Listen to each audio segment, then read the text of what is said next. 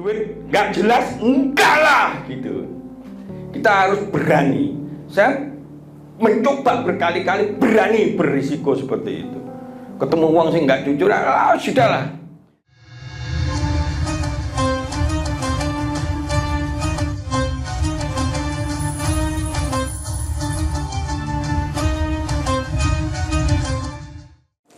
Assalamualaikum warahmatullahi wabarakatuh. Waalaikumsalam warahmatullahi wabarakatuh. Alhamdulillah, senang sekali saya Nalin RA bisa membersamai kembali jamaah manajemen Islam pada sore hari ini. Pada sore hari ini kita akan membahas mengenai kejujuran. Perilaku jujur ini merupakan salah satu akhlakul karimah yang memang sudah diperintahkan dalam ajaran agama kita. Nah, semoga Allah memudahkan kita ya menjadi pribadi yang jujur, baik jujur dalam perilaku maupun jujur dalam perkataan. Untuk itu pada sore hari ini kita akan belajar lebih dalam mengenai kejujuran dari guru kita, Ustadz Juli Murtado. Silakan. Assalamualaikum warahmatullahi wabarakatuh. Waalaikumsalam warahmatullahi wabarakatuh. Alhamdulillahirabbil alamin wa bihi nasta'inu ala umuri dunya waddin. Wassalatu wassalamu ala asrofil anbiya'i wal mursalin wa ala alihi wa sahbihi ajma'in, amma ba'du. Bapak-bapak, ibu-ibu, sederek-sederek sedaya yang dirahmati Allah, kita bersyukur alhamdulillahirabbil alamin. Pada sore hari ini kita bertemu lagi di dalam upaya meningkatkan kualitas hidup kita, kualitas kemampuan di dalam mengelola kehidupan kita secara Islam. Kenapa?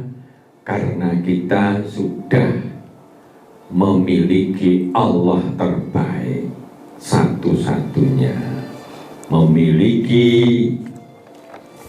tuntunan terbaik, memiliki teladan yang terbaik, dan Allah menghendaki kita umat Islam menjadi khairah ummah. Kenyataannya kok beda.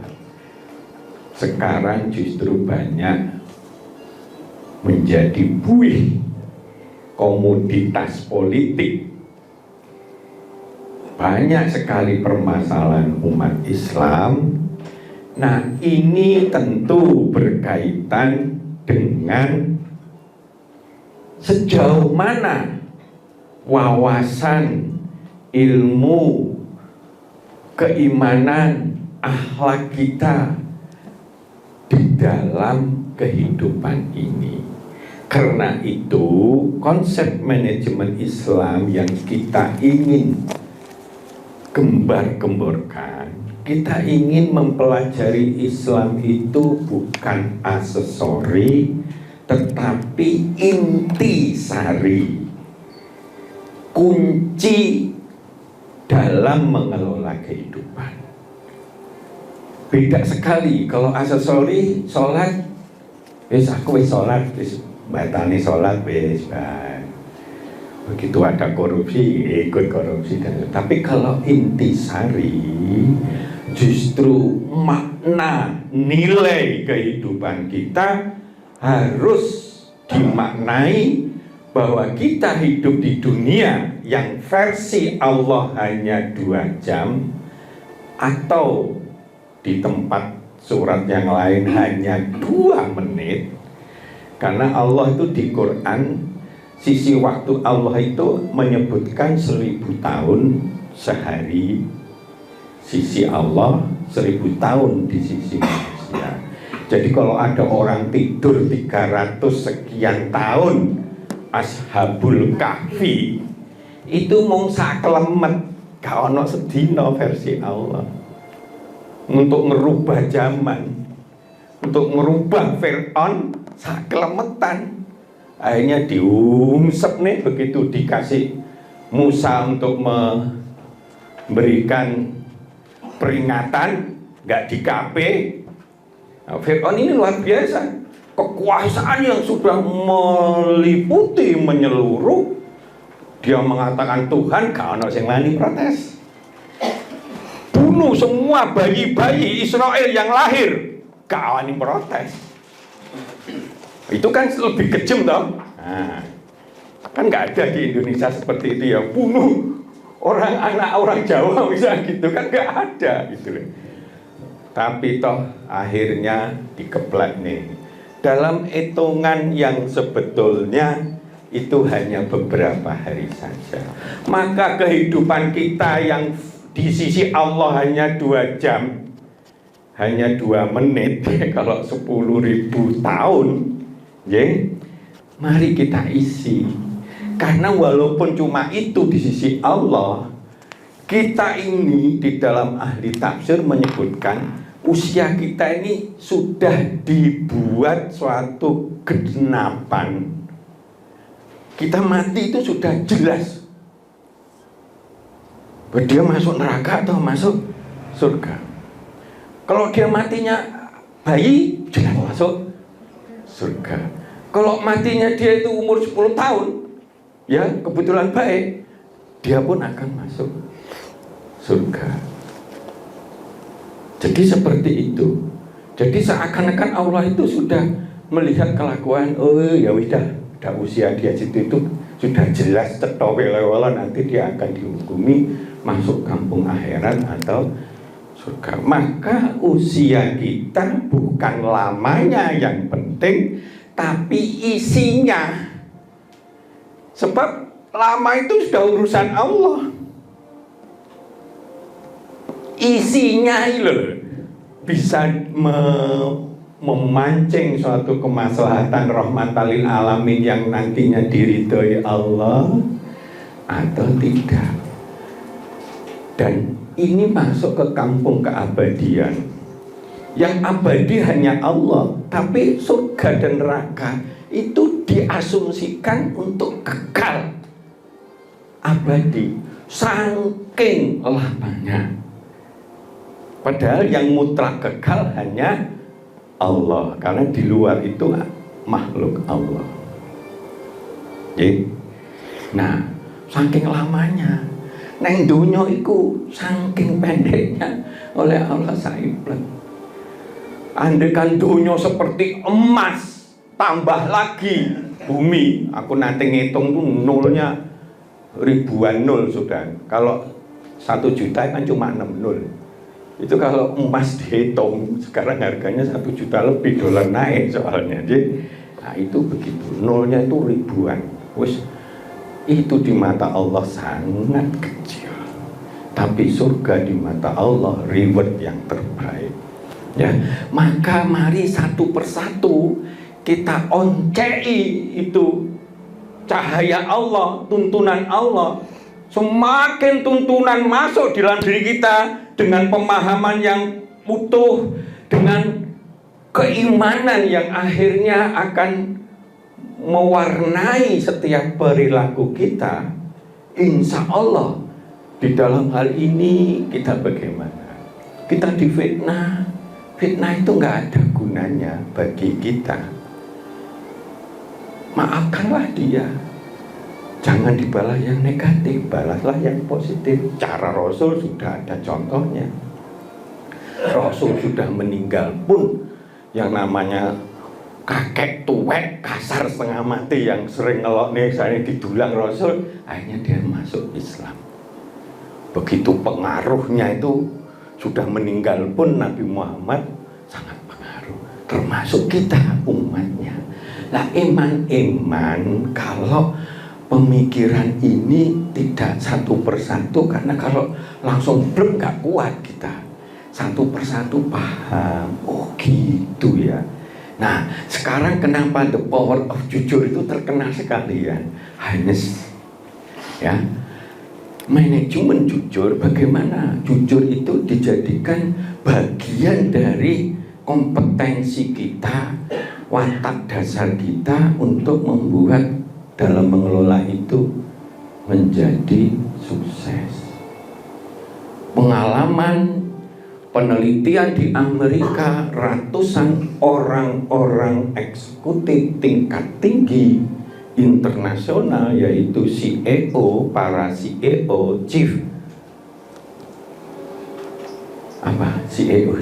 Executive Officer, pengambilan keputusan tertinggi, ya, kalau di sini ya presiden, direktur dan sebagainya, kalau negara ya presiden, begitu.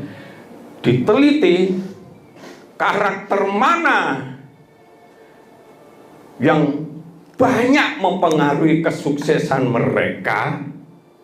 Bukan sukses tapi terus masuk KPK ditangkap terus entek-entekan, bukan itu. Tapi sukses yang dia sampai mati pun banyak meninggalkan gading yang positif, nama baik, citra yang positif. Artinya CEO itu sudah diuji tentang baiknya. Maka juaranya itu apa juaranya? Karakter itu jujur. Juara nomor 1 jujur. Kemarin manajemen sedekah itu 3 besar. Orang yang give, the power of give, yang dia itu lomo, suka memberi pengarahan, suka memberi motivasi, suka memaafkan, suka banyak hal, ya, memberi itu kan banyak, termasuk memaafkan kepada orang yang jengkelin kita dan sebagainya.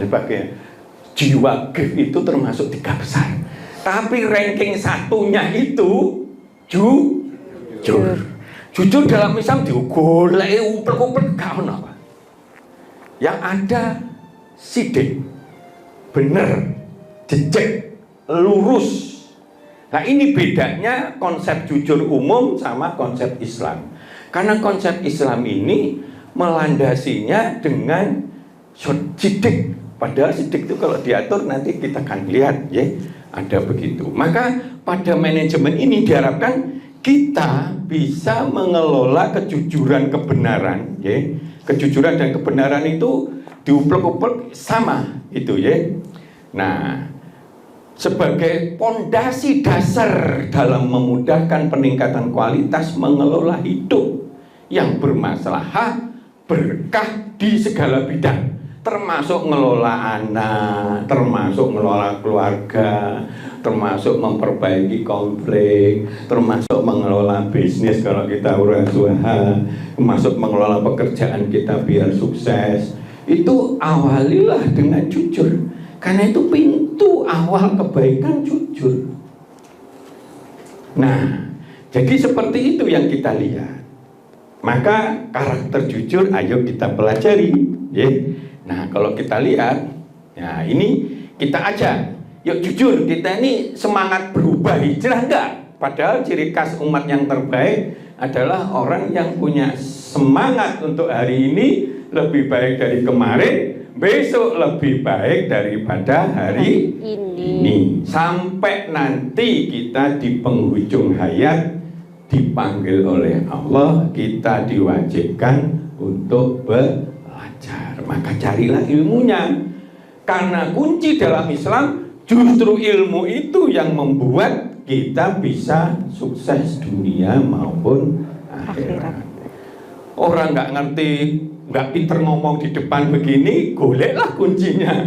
Bagaimana cara ngomong di depan umum misalkan. Nggak ngerti matematika, bergurulah sama ahli matematika. Nggak ngerti las, bergurulah sama ahli las. Yang seperti kita ini punya ahli las, contohnya seperti itu, ya. Nah, pada siapa aja, ayo. Nah, jadi seperti itu. Ilmu itu ada ilmu teknis, ada ilmu agama. Nek pengen sukses dua-duanya, itu ada di ilmu agama. Ilmu agama itu ngajak kita sukses hasanah dunia dan akhirat. Tapi tidak bersifat teknis, tapi bersifat konsep.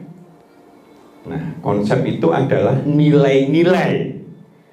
Ini loh, nek kowe pengen sukses kudu jujur. dari prakteknya saya selama ini, memang kalau kita ini sudah ketemu orang jujur podo apike, sebab memang ning dunya ini baik ketemu baik itu pasti dadine apik. Baik sama elek biasanya sosok akrab, sosok bentrok gitu. Ya. Jadi itu. Maka seorang yang baik akan mendapatkan pasangannya yang baik. Seorang yang jelek akan mendapat pasangannya yang jelek. Nah, mari kita jadikan titik introspeksi di situ. Jadi insya Allah begitu. Maka mari kita lihat semuanya itu bermain dari hati. Karena hati yang lurus, yang terbuka, yang jernih, yang tercerahkan, dia akan memiliki semangat luar biasa untuk membangun kebaikan-kebaikan dirinya, keluarganya maupun lingkungannya. Karena Islam, Allah memberikan instruksi kepada Rasul, inna arsalnaka illa rahmatan lil alamin. Aku tuh nggak ngutus jenengan, hei Rasul, yang akhlaknya itu khuluqil adzim, dipuji oleh Allah, akhlaknya luar biasa. Nang bojone kayak nang sembarang pokoknya dia. Jadi dia begitu baiknya. Yuk kita contoh. Nah, sebelum kita dipanggil Allah, yang mana orang akan menyesal kalau dia itu tidak banyak berbuat baik, yuk kita perbaiki.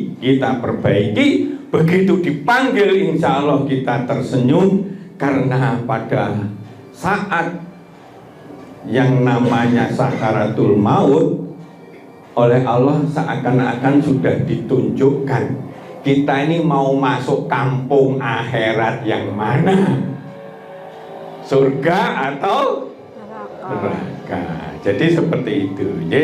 Maka mari kita lihat makna jujur atau benar, ya, berasal dari bahasa Arab sidik, kata dasarnya sidiki. Sodako artinya benar, jujur, lurus hati, tidak dusta, tidak bohong. Jadi lawannya jujur itu pendusta, pembohong, tidak jujur, tidak benar. Dan pendusta, pembohong itu dasar dari sifat munafik. Dan sifat munafik itu letaknya, manusia pendusta munafik itu letaknya di dasar kolong api neraka. Jadi betiku mulianya lawannya jujur. Berarti orang yang jujur, yang benar itu mudah-mudahan akan sangat mudah dia menjadi bertakwa, mudah beriman dan sebagainya, yang menyebabkan dia nanti bisa menjadi manusia yang terbaik. Nah, selama masih diberikan kehidupan, mari kita selalu berniat. Niatnya kudu jujur, bener, jejeg. Pikirannya kudu jujur, bener, jejeg. Nek ngomong kudu jujur, bener, jejeg. Nek ngomong bisa janji, bisa apa dan sebagainya. Yang berperilaku harus jujur dan bener, sesuai dengan tuntunan yang seharusnya, sesuai dengan kenyataannya. Di dalam umum itu dia tidak mengacu kepada tuntunan Islam. Maka dalam Islam, jujur atau sidik itu acuannya adalah Islam. Karena yang maha benar itu hanya milik Allah. Nek manungsa bisa benar, bisa salah. Dulu Umar itu membunuh anaknya, maka dia kadang menangis, kadang enggak. Oh, zaman dulu budayanya guru masuk ke Islam. Nek dua anak wedok wisine setengah mati gitu ya, akhirnya dipendem dan sebagainya. Misalkan seperti itu. Budayanya budayanya. Kan ada budaya di sini. Oh, apa? Ketokan itu kepalanya sapi, ambangun omah, guantungan di kono sampai mambu nggak karu-karuan. Saya pernah ada gedung itu, wah ini apa sih? Setelah ditutup, ndase sapi digantung sampai mambu dijual nih. Ampun.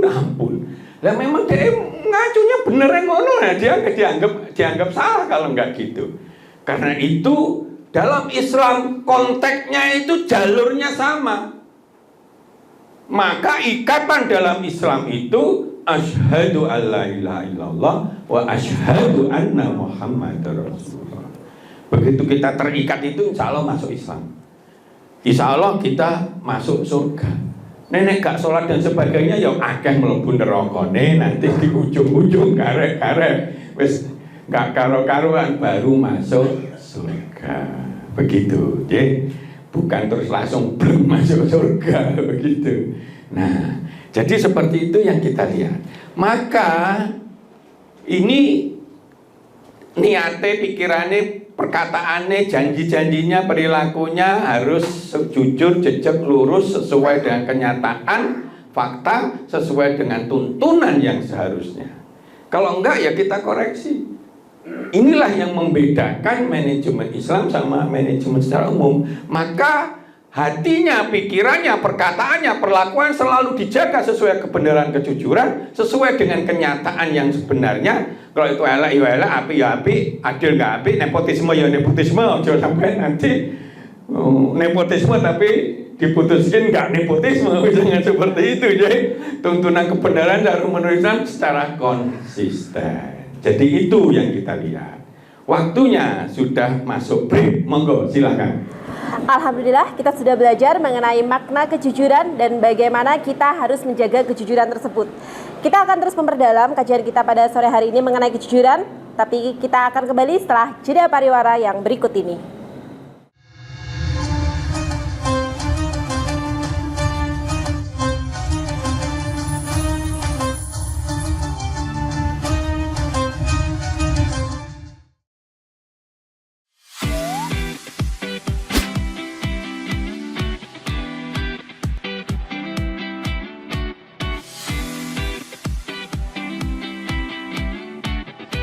Kafah Mart Muslim Store Pati, toko perlengkapan haji dan umroh terkomplit dan berkualitas sekarisidenan Pati.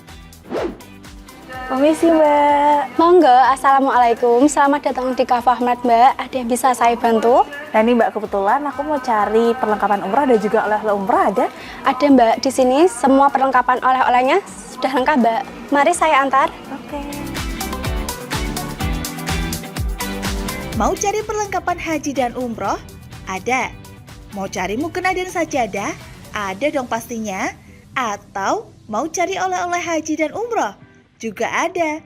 Perlengkapan dan busana muslim pun ada juga loh. Komplit banget kan?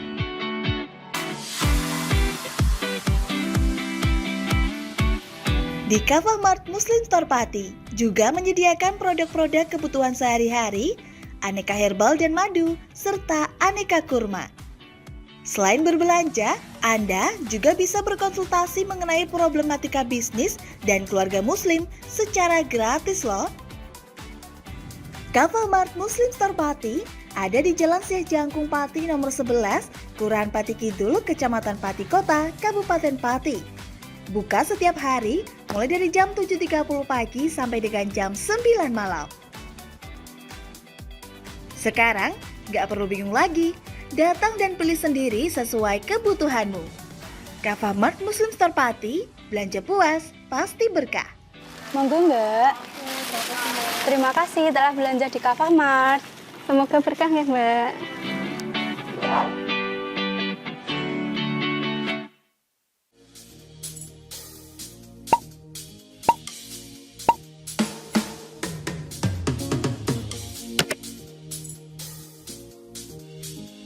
Mumpung libur, mau cari wisata yang anti mainstream di Pati di mana ya?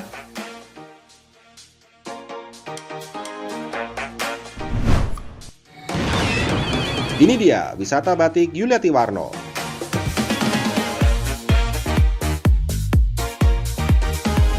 Selain melihat koleksi hingga berbelanja batik di wisata batik Pati Yuliati Warno, kamu juga bisa mencoba sensasi membatik yang ditemani oleh pemandu profesional dan handal di bidangnya. Nah, mumpung lagi di sini, gak afdol rasanya kalau gak nyobain baju batik.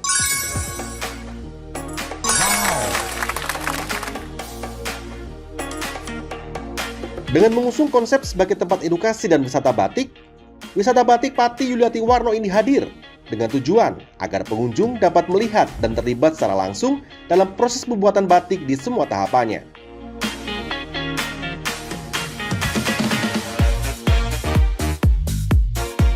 Wisata Batik Pati Yuliati Warno terletak di Jalan Sunan Ngerang, Jalan Juwana Tayu, Kilometer 3, Desa Langanharjo, RT 7 RW 3, Kecamatan Juwana, Kabupaten Pati, Jawa Tengah.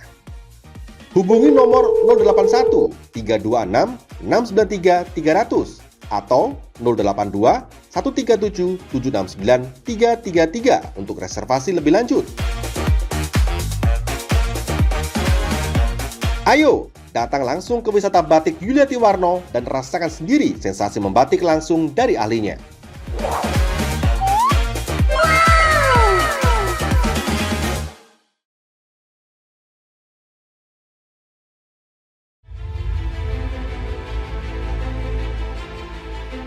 Memberikan pinjaman uang kepada saya dengan bunga 8% per bulan.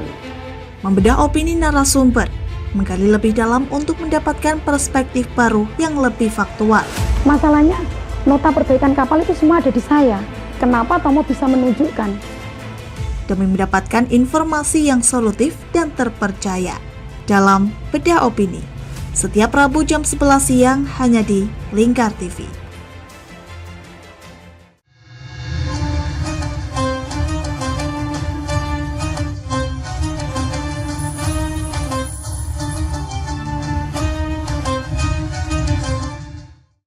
Ya, kita kembali lagi dengan manajemen Islam kita mengenai kejujuran yang pada sore hari ini akan dibawakan oleh Ustadz Juli Purtado. Dan nanti buat jemaah juga bisa mempersiapkan pertanyaannya ya. Jadi nanti kita bisa saling bertanya jawab dan akan dijawab langsung oleh Ustadz Juli Purtado. Oke, mari kita lanjutkan. Jadi ini tentang pengertian jujur dan benar. Itu satu kesatuan. Dan yang benar sebetulnya benar. Itu hanya di Indonesia ada kata-katanya jujur. Padanannya nggak ono, tapi ya benar dalam Islam. Jadi itu. Nah, benar dalam segala hal. Pikiran kita, hati kita, tindakan kita, perkataan kita harus konsekuen dengan tuntunan yang seharusnya dan sesuai dengan kenyataannya. Misalnya kita ini lagi menghadapi masalah, wah, nah kok harganya turun terus gitu loh. Nah, gimana cara menghadapi itu? Nah, kita jujur misalkan, Pak, ini harganya kalah. Barusan tadi saya minta sukari 1 kontainer, itu nilainya hampir 800 juta itu. Kan kita ngambilnya main kontaineran gitu. Pak, ini dengar-dengar di tempat lain turun ya. Nyuntul nggak dikurangi gitu. Biar jalan cepat. Ya yes, gak apa-apa, sisanya berapa? 5.000 dos. Ya wis, tak dukne 2.000 ya. 2.000 itu sudah 10 juta, Bu. Kan lumayan. Tapi dengan jujur, kita ben lancar, ben opo gitu. Entahnya 1 kontainer nanti bayarnya piye kan gitu kan. Ini contoh gitu ya. Nah, kalau dia percaya sama kita percaya sama dia, begitu. Yang lain misalkan saya banyak beli barang itu, yang lain mesti harus cash, paling tidak 1, 2 hari, 3 hari. Kita bisa ngambil, ya Pak Main ya, kadang delay itu 2 minggu, kadang 1 bulan. Ya lumayan. Begitu ya.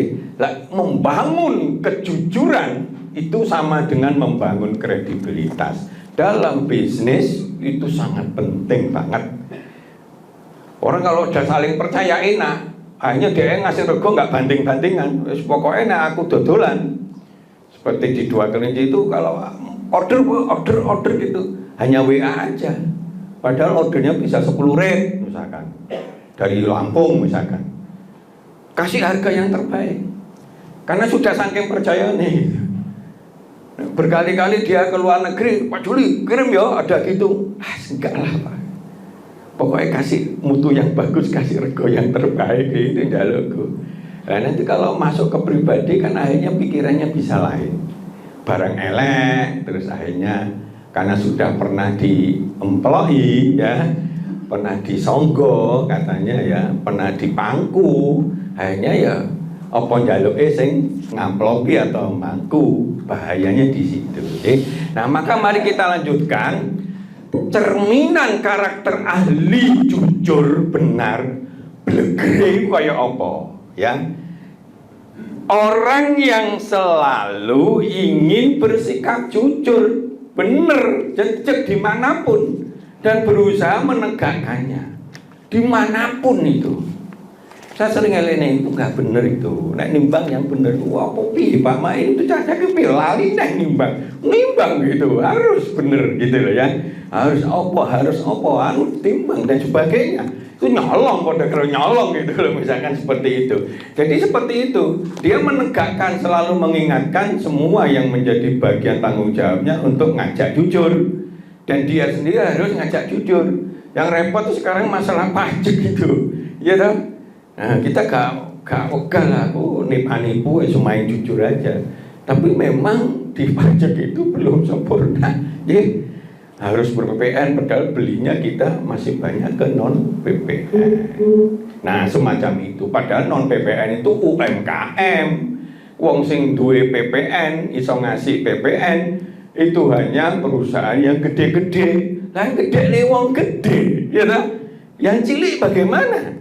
Kontraktor tilik aja jadi wong cilik semacam itu. Nah, ini perlu penyempurnaan terus. Nah, semacam ini, okay? Nah, karena itu maka pada saat berniat, berpikir, berbuat, berkata selalu jujur dan benar.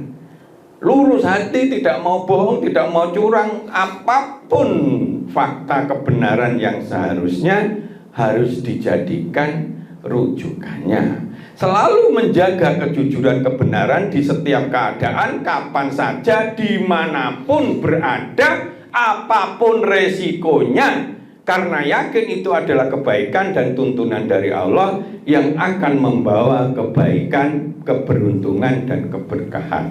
Maka kalau kita ketemu sama orang dalam bisnis, dia ngajak nggak jujur, lepas aja. Mending golek wong sing ngajak podo jujure ya, bener-beneran ya, apa adanya ya, elek ngarani elek. Sebab banyak pas wayahe meledak musim barang apik diarani elek. Alasannya ben regone dapat kortingan. Sebab kontennya dibaliknya itu kan ya wis rugi akeh itu kan gitu. Enggak, elek katakan elek, apik katanya elek. Ojo dibalik-balik, diwamplopi elek-elek dikatakan api, terima, bayar, dan seterusnya. Hancur itu perusahaan. Jadi seperti itu. Ada kan dulu mantan bupati itu datang, Pak, aku duwe konco tepung, tolong dibantu ya. Ya Pak, kita akan bantu. Ada contohnya, nanti akan dicek di QC. Kalau baik, harganya bisa lebih murah, insya Allah kita dengan senang hati. Tapi kalau nggak baik, regane luwih larang, jangankan mohon maaf, jangankan Bapak, andaikan Presiden SBY seperti itu, kami akan tolak. Waktu itu presidennya SBY.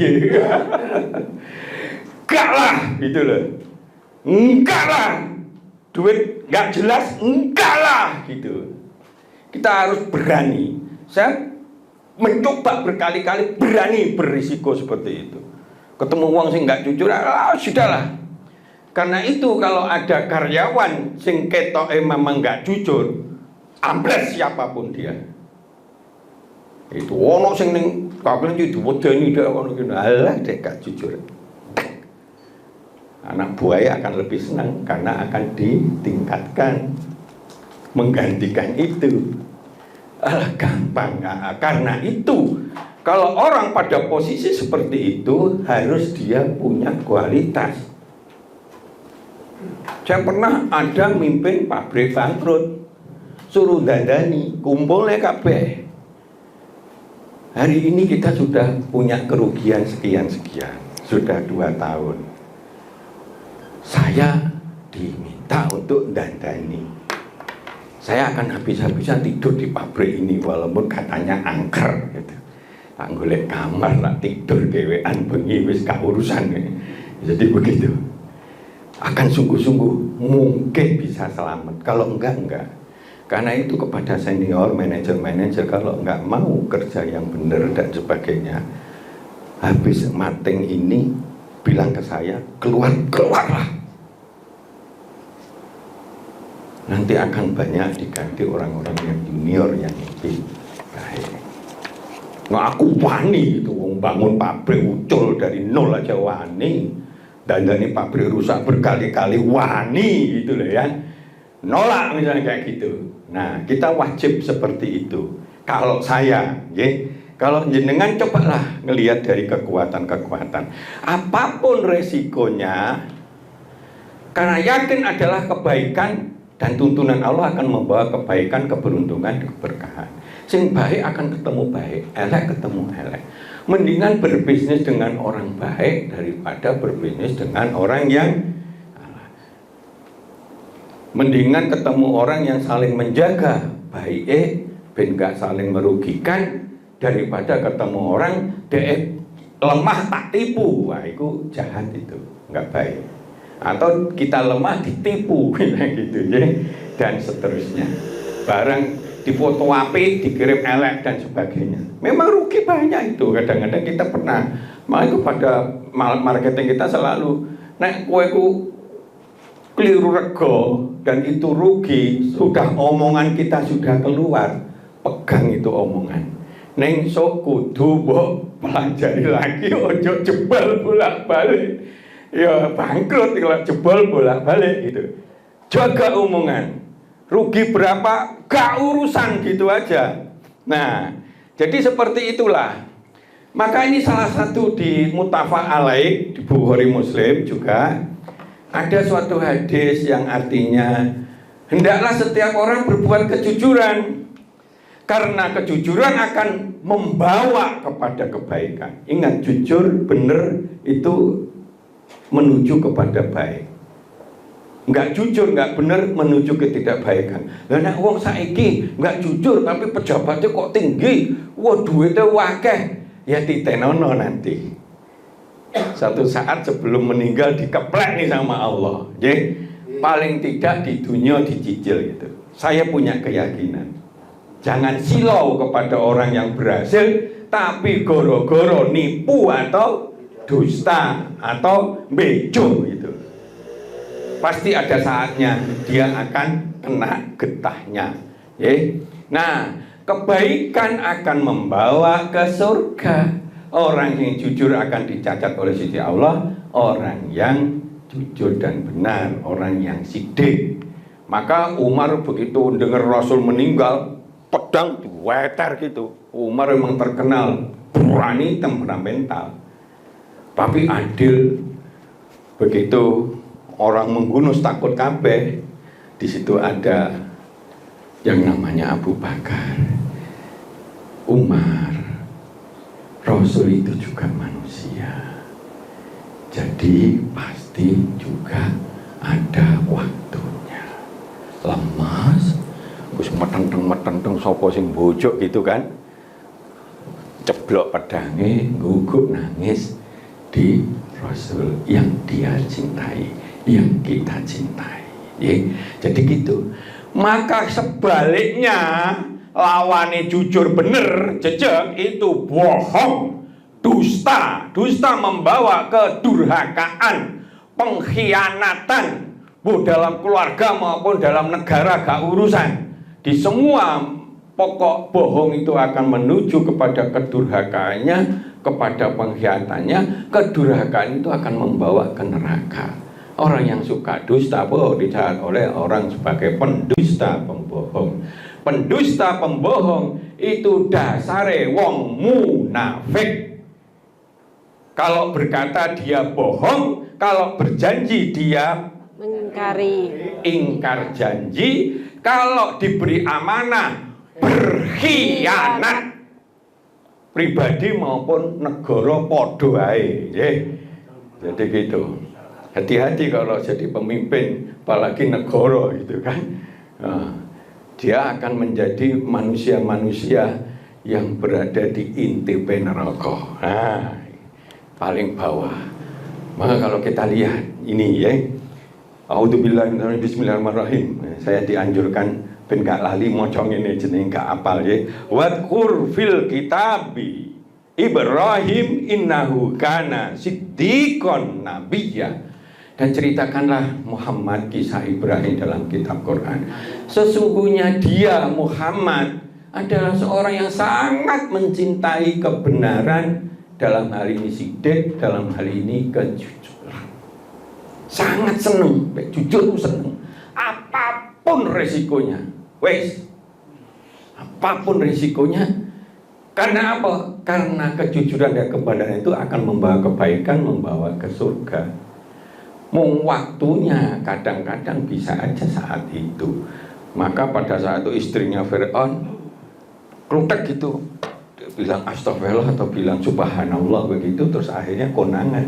Lah kowe kok gak nyembah Fir'aun, kok nyembah sama Allah piye? Sampai madul ngene Fir'aun ngomong, kamu harus ini berubah, nggak mau dia. Akhirnya dia cemplungnya nenggone air yang mendidih. Bagi dia gak urusan. Dan Allah itu maha tahu ya. Mungkin dia pada saat nyemplungnya itu tuh macam Allah, dia wis sampai Allah sudah dimatikan atau dibius atau enggak sadar, nyemplung gak kerasa. Sebab Allah maha segalanya. Nabi Ibrahim dibakar salun-alune urip kok, ya toh, gak merasa panas, gak lecet badannya. Nah, ya toh. Jadi Allah itu maha segalanya. Allah maha segalanya. Bagi seorang yang membela Rasul di perang Uhud itu ya, karena salah janjinya dari atas wis kadung menang rumoso menang, padahal kon tetep neng kono karena kuatir gak komandan ghanimah ya, rampasan perang turun. Tahu ada orang yang hebat, akhirnya dia genti ke atas, genti gepuk. Rasulullah sampai luka dan sebagainya. Anak buahnya, sahabatnya, jadi tubuhnya jadi tameng. Ada ratusan panah masuk, gak urusan. Yang penting saya berada di dalam kebenaran. Jadi seperti itu ya. Nah, wahai orang-orang yang beriman dan bertakwalah kepada Allah, ya ayyuhalladzina amanu taqullah wa kunu ma'as-shadiqin. Bersamalah kamu dengan orang-orang yang benar. Artinya boleh kita berkonco dengan orang-orang yang tidak jujur ya. Tidak jujur itu menurut saya, pengalaman lama saya, dandani wong nggak jujur itu sulitnya setengah mati. Sehingga mending kalau dia itu memang nggak jujur. Jadi untuk membuat keadilan dengan teman-teman, lepas. Karena apa? Karena pengalaman saya berkali-kali, dandani wong nggak jujur itu sulit setengah mati. Sudah dimaafkan ribuan kali pula dia nggak jujur. Wah, sudah pengalaman saya. Karena sejak umur 25 saya itu pegang pabrik. Paling tidak 500 orang. Kalau di 2 klinik pernah sampai 10.000 orang. Saya ini diturunkan lagi. Karena pakai teknologi sekarang. Duitnya wis akeh soalnya. Ya. Nah, jadi seperti itu. Wahai orang-orang yang beriman, bertakwalah kamu kepada Allah dan ucapkan perkataan yang benar dan jujur. Al-Ahzab ya. Niscaya Allah akan memperbaiki amal-amalmu, mengampuni dosa-dosamu. Barang siapa menaati Allah dan Rasul, maka sungguh dia akan menang. Faizun, dia akan sukses dengan kemenangan yang agung. Jadi seperti itu. Nah, ini ada kunci ketok sepele, tapi kadang-kadang orang meremehkan ya. Ya, anjuran orang beriman bertakwa kepada Allah dan digandeng dengan makna benar dan jujur, itu berarti nilai jujur itu memang tinggi. Salah satu faedahnya, Allah akan menolong memperbaiki amal-amal kebaikan kita, akan mengampuni. Maka di ayat yang lain kan innal muslimina wal muslimat wal mu'minina wal mu'minat wal qanitina wal qanitat was shadiqina was shadiqat. A'adzallahu lahum maghfiratan wa ajran azima. Dia akan mendapat ampunan dan pahala yang azim, luar biasa. Jadi manfaat kekuatan cucu itu banyak sekali. Mari kita lihat. Orang jujur dan benar biasanya mudah hatinya tenang. Wis karepmu aku wis jujur, wis penting aku ku pancen wis bener piye meneh. Panjang kau dipecat ya dipecat kayak tadi itu. Tapi saya tidak nyuri, tidak apa, dan saya harus mengatakan bahwa pimpinan saya nyuri misalkan gitu. Kalau dipecat nggak urusan itu. Nah, dia akan menjadi tenang, bahagia, tidak merasa takut, tidak bersedih hati, wala khaufun alaihim wala hum yahzanun. Kredibilitasnya sangat tinggi dia. Orang yang jujur dan benar, jejak dan lurus, tidak suka bohong, dapat dipercaya, diandalkan, citra nama baik akan meningkat pesat. Dimudahkan, ditolong dalam meraih kesuksesan, keberuntungan di berbagai bidang kehidupan. Ning golek ilmune dan ikhtiar yang sungguh-sungguh, jangan dibalik. Kita malas gak golek ilmune, ikhtiare suka asal-asalan, padahal kita jujur, padahal kita sholat, yo ilmune kurang, ya. Kita juga harus benar, kita begitu, tapi kita juga punya ilmunya untuk mengelola, kita juga punya ikhtiar yang sungguh, itu tuntunannya yang benar, ya. Ditolong, dimudahkan, ditolong, memecahkan masalah-masalah kehidupan. Jadi kalau banyak masalah ruwet, introspeksi itu pekerjaan paling sulit, karena akan ngogrok hati kita salahnya di mana. Padahal orang nggak mau disalahkan.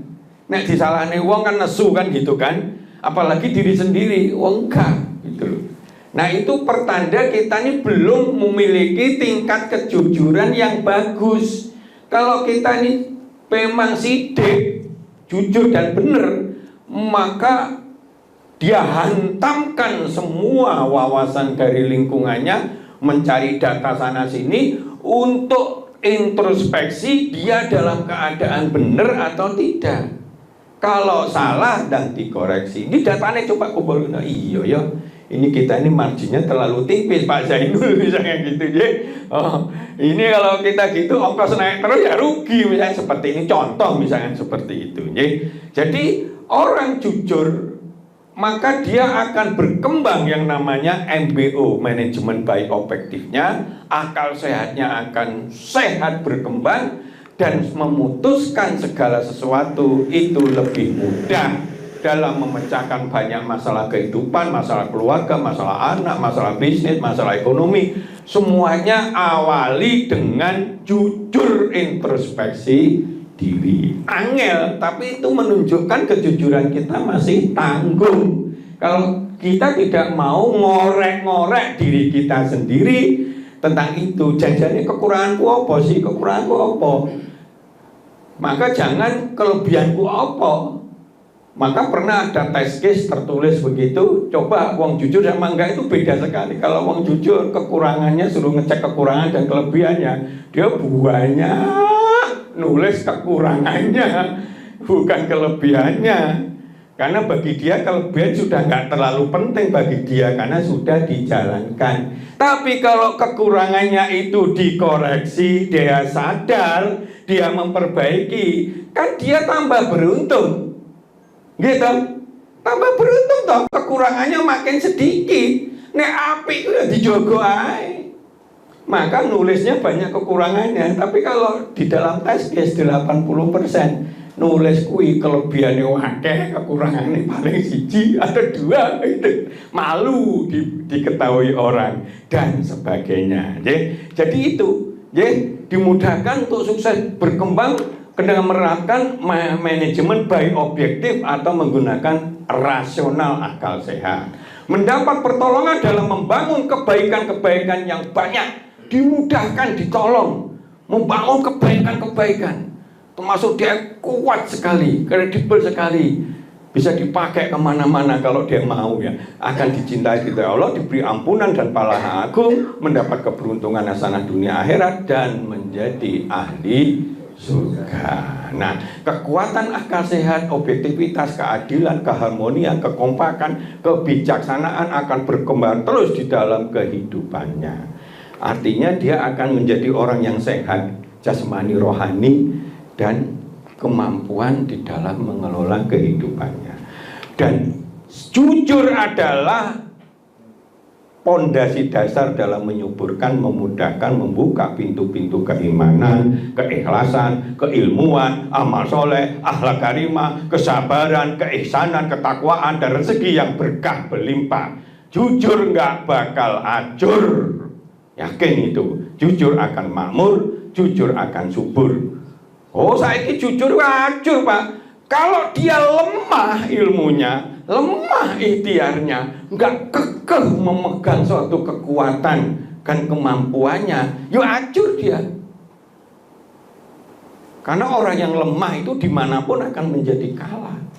Umat Islam pun walaupun dia percaya sama Allah, di Uhud itu kalah kita. Kenapa? Karena kita lemah. Sing dhuwur janji bagian mana kon janji jogo nanti gak dibagai ngono mosok mbek Rasul gak percaya. Akhirnya ndelok iki wis menang, ketoke gitu ya. Mudhun kabeh. Akhirnya ketahuan sama ahli strateginya musuh, balik. Untung Rasul itu ya masih diselamatkan. Contoh seperti itu. Jadi kalau ada makna jujur saiki menang gak ada orang yang tidak pakai biaya juga jadi DPR ada. Walaupun 99,9999 gak ada duit gak bakalan jadi, katanya begitu kan. Nah aku tak lawan itu. Saya gak seneng jadi DPR gitu aja. Tapi saya lawan itu, kalau dalam bisnis saya lawan itu. Wah itu masa gak bisa ini rugi terus, enggak Pak. Berarti bosnya doakan Pak, daripada kita rugi Pak, itu apa etiketnya masih banyak. Itu isinya 20 gram, gak apa-apa, gayanya 15 gram. Kok dosanu ku tak peke ngono. Wah, pecat gak dipecat gak urusan. Saya lawan itu Pak. Nanti akan kita cari efisiensi di tempat lain Pak. Tapi kalau itu dosa Pak, saya berani begitu. Gak urusan. Maka begitu saya gak cocok sama adiknya yang misionaris, gak padean aku mendingan keluar begitu. Padahal ya wis enak nek jadi direktur itu kan wis enak gitu. Nah, gajinya diperhatikan. Gak urusan, ya. Begitu gak urusan, aku gak urusan. Donya bukan sekedar sak upil daun kelor gitu loh Pak. Dimanapun kita bisa nyari rezeki. Mudah-mudahan ini semuanya bisa membawa kita untuk kita menjadi jujur, menjadi bagian senjata kita untuk mengelola kehidupan kita bisa lebih baik. Hasanah dunya, hasanah akhirat. Amin. Monggo, silakan. Baiklah, kita masuk ke segmen tanya jawab. Tapi karena waktu kita terbatas, mungkin kita batasin penanyanya hanya dua mungkin ya Pak. Hanya dua. Ya. Monggo, ini Bu Komar sudah siap bertanya. Nanti dari pihak bapak-bapak juga bisa bertanya ya. Assalamualaikum warahmatullahi wabarakatuh. Waalaikumsalam warahmatullahi wabarakatuh. Alhamdulillah, terima kasih Pak. Saya sharing saja ya Pak, nggak tanya. Ya ada tanya sedikit nanti. Gini Pak, karena saya itu juga orang pernah birokrasi pemerintahan tahu, dan sekarang birokrasi pasar-pasar juga tahu. Sesuai dengan Al-Kahfi 94 sampai 99 antara diriwayatkan Zulkarnain dan siapa itu ya, Jud dan Makjud, itu selalu sampai sekarang itu di Quran, padahal petunjuk hidup, hidayah hidup, pedoman hidup itu semua di Al-Quran. Tapi ternyata Pak, seperti Ya'jud dan Ma'jud itu adalah perusak di muka bumi. Dan sampai sekarang ini insya Allah, atau sudah saya lihat fase demi fase, karena umur saya juga sudah sekian tahun pemerintahan seperti ini. Saya itu kalau membayar retribusi pasar, orang digarap-garap di jarno saja. Bu, itu amplop ono selawe, mau piro ora digarap. Ya Allah Pak, tak kira aku itu hadiah jebul aku ngamplopi, saya gitu Pak, terus terang dengan tegaknya. Oh ya udah, Pak amplop gitu Pak, itu satu. Nah begitu tuh saya ini dosa atau enggak saya juga enggak tahu Pak. Yang keduanya, saya itu pernah birokrasi pemerintahan Pak. A2A, 2B, 2C sampai 4A sampai 4B. Kalau enggak ada amplopnya juga enggak jalan Pak. Apa saya itu salah atau enggak? Saya bisa Terima kasih. Assalamualaikum warahmatullahi wabarakatuh. Waalaikumsalam warahmatullahi wabarakatuh. Bu, yang jenengan curhatkan tadi itu tidak jenengan toh banyak orang, dan memang faktanya dunia ini sudah makin tua. Sesuai dengan apa yang disampaikan Ratu Rasul, suatu saat nanti akan ada zaman di mana kebenaran kalau kita genggam seperti menggenggam bara api.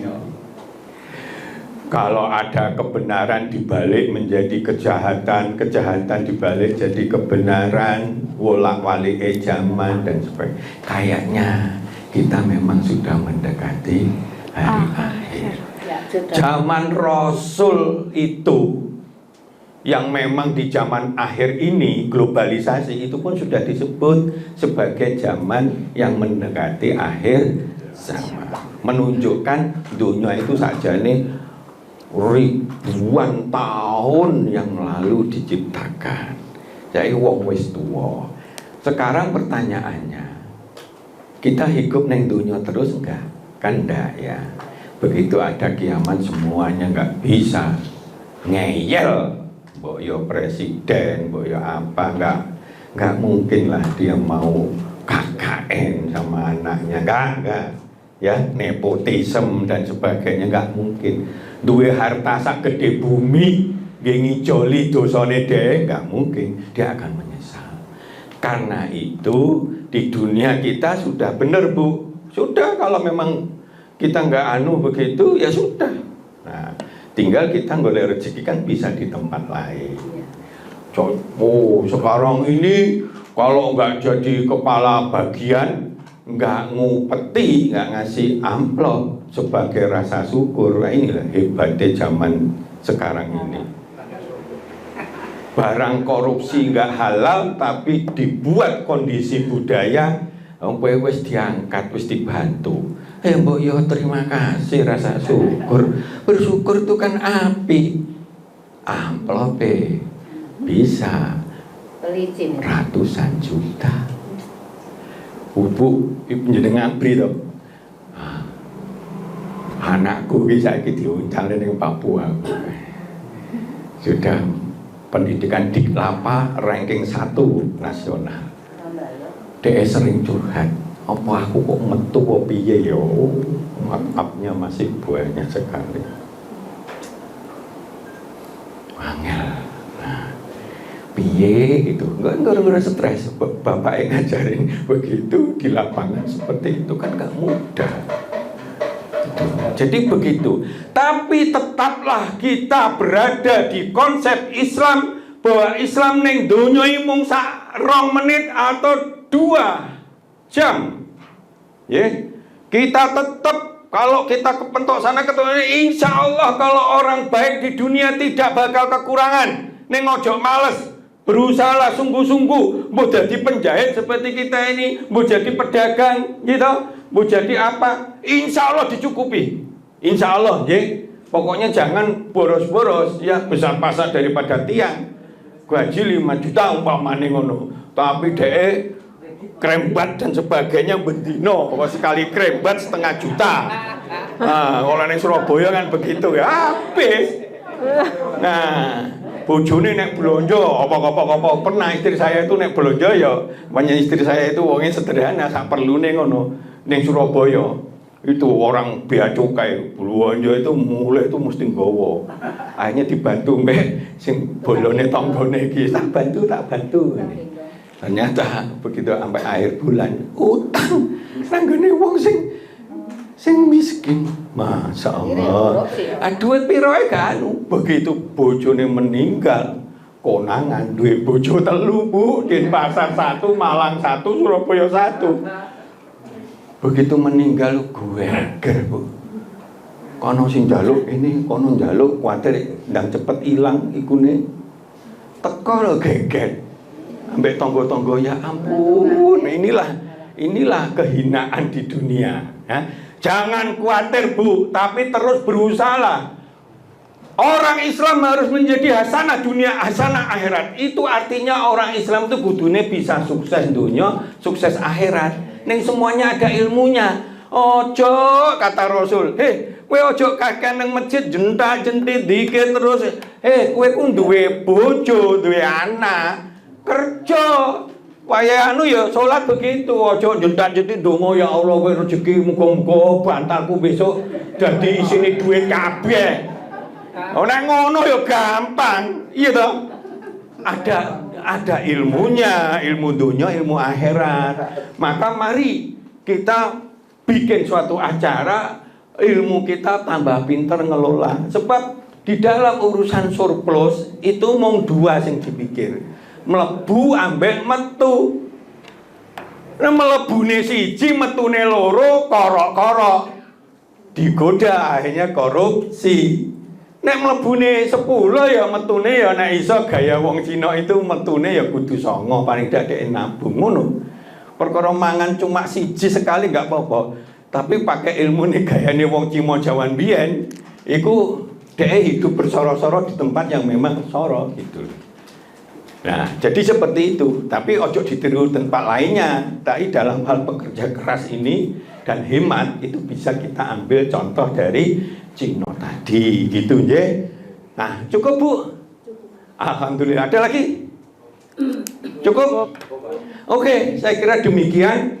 Matur sembah nuwun, sudah jam 5. Mudah-mudahan ada manfaatnya. Terus satu persatu kita hobi untuk belajar nambah wisata nurani kita, wisata pikir kita. Mudah-mudahan akan menambah wawasan kita untuk kita mudah mengelola kehidupan kita bisa lebih baik. Mengelola diri kita, keluarga kita, anak kita, keturunan kita, lingkungan kita, ekonomi kita, dan sebagainya. Dan barokah sampai di akhirat. Amin. Ya Billahi taufiq wal hidayah.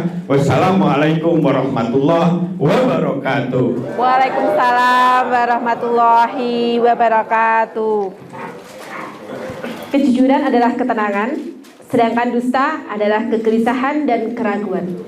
Biasakanlah untuk jujur, karena kejujuran itu menuntun kita pada kebaikan, dan kebaikan itu akan menghantarkan kita pada keselamatan. Demikian kajian manajemen Islam kita pada sore hari ini. Ikuti terus kajian manajemen Islam bersama Ustadz Juri Murtado hanya di Lingkar TV. Wassalamualaikum warahmatullahi wabarakatuh. Waalaikumsalam.